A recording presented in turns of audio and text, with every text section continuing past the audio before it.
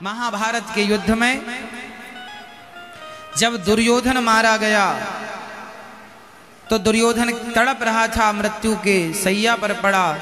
गुरु द्रोणाचार्य के पुत्र अश्वत्थामा आए और अश्वत्थामा ने कहा कि मित्र मुझे मौका देते तो मैं पांडवों को जरूर मारता। पांडवों को मारने की कोशिश करने के लिए अश्वत्थामा चले और द्रौपदी के 5 बच्चे सो रहे थे। वो पांचों पांडवों के थे, एक एक से एक बेटा, और पांचों पांडवों की तरह दिखते थे।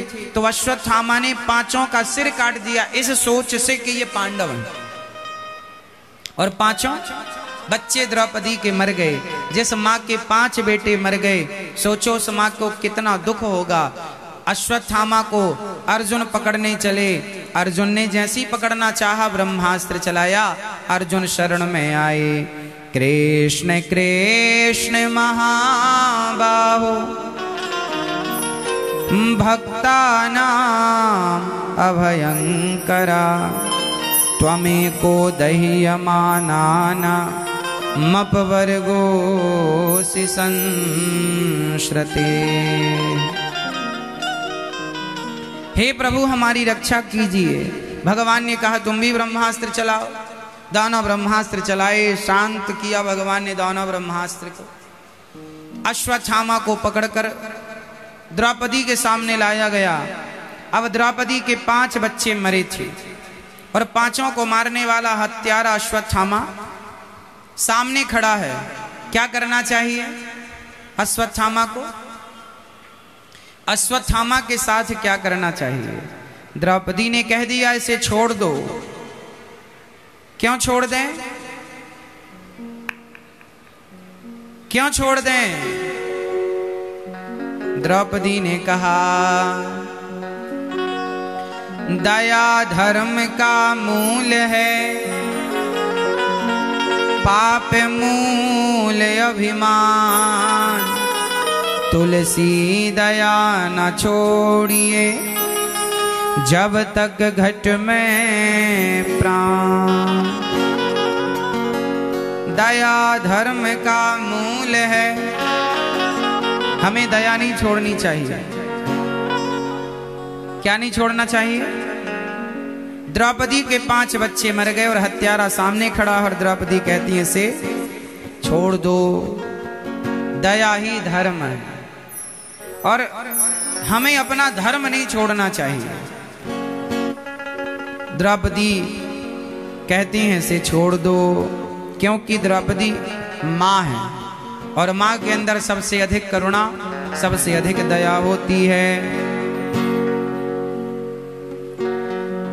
तो आप अपनी माँ की सेवा करते हैं कि नहीं?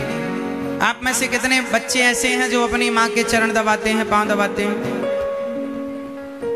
आपकी माँ है? ओ भैया पांव दबाते हो?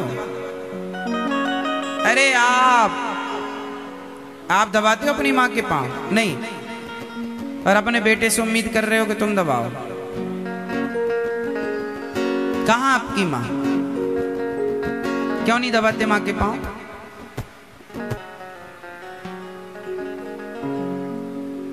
फुर्सत नहीं मिलती? जब आप छोटे से थे ना, तब आपकी माँ आपकी रोज मालिश करती थी, पांव पकड़ पकड़ के तेल लगाती हैं ऐसे ऐसे। आपकी हड्डियां मजबूत है ना, तो माँ के बल पर हैं। अच्छे से अच्छा तेल लाके तुम्हारी क्या की? मालिश की, पांव पकड़ पकड़ के मालिश की। तुम मालिश नहीं करवाते थे, जबरदस्ती तुम्हारी माँ लिटा लेती थी अपने गोद में और तुम्हारी मालिश करती थी। लोई करती थी, लोई जानते हैं ना, आटे की। मैल ना लगे मेरा बेटा गोरा हो जाए। माँ क्या नहीं करती? क्या तुम्हें अब ये ऋण नहीं चुकाना है? हर बच्चे को अपनी माँ का ऋण चुकाना चाहिए। माँ ने तुम्हारी मालिश की, तुम्हारे पांव दबाए हैं माँ ने, और आज बड़े हो जाने पर तुम अपनी माँ के पांव नहीं दबाते। समय नहीं है महाराज, समय। अरे समय नहीं है? ये क्या सवाल हुआ कि समय नहीं है? समय होता नहीं है साहब, निकालना पड़ता है अपनी जिम्मेदारियां पूरी करने के लिए। निकालो समय अपनी माँ के लिए, सेवा करो, पांव दबाओ, बैठो 2 मिनट माँ के पास। माँ क्या चाहिए? क्या जरूरत है, हम क्या आपकी सेवा करें, क्या चाहिए। बूढ़ी हो गई है माँ तो समय से दवाई तुमने लिया कि नहीं, दबाओ, सिर दबाओ, चरण दबाओ, हाल चाल लेते रहो, थोड़ा पास में बैठते रहो, माँ को हंसाते रहो, खुश रखो अपनी माँ को। हर बेटे का ये धर्म है। लेकिन आज के कुछ बच्चे ऐसे हैं, जरा सा पैसा आया, जरा सा काम धाम स्टार्ट किया, अरे महाराज जी हम तो व्यस्त हैं, समय नहीं है, माँ के लिए नौकरानी लगा दी हमने, 4 नौकर हैं हमारे माँ की सेवा के लिए। हाँ तो पत्नी से प्यार करने के लिए भी 4 नौकर रख लो, तुम तो व्यस्त हो, पत्नी से प्यार तुम लोग करते रहना, हम थोड़ा काम व्यस्त हैं ज्यादा। पत्नी से प्यार खुद करेगा और माँ के लिए नौकर। थोड़ा सा समय निकालो। पूरी व्यवस्थाएं बिगड़ गई हैं देश की। हर बेटा अपनी जिम्मेदारी पूरी करता तो वृद्धाश्रम बनाने की जरूरत ना पड़ती। हर बेटा अपनी जिम्मेदारी पूरी करता तो जब जरूरत थी वृद्धाश्रम बनाने की, जरूरत ही नहीं थी, मजबूरी में बनाना पड़ा। जब बेटे निकाल देते हैं हाथ पकड़ पकड़ के, तब बनाना पड़ा वृद्धाश्रम, गौरी गोपाल वृद्धाश्रम।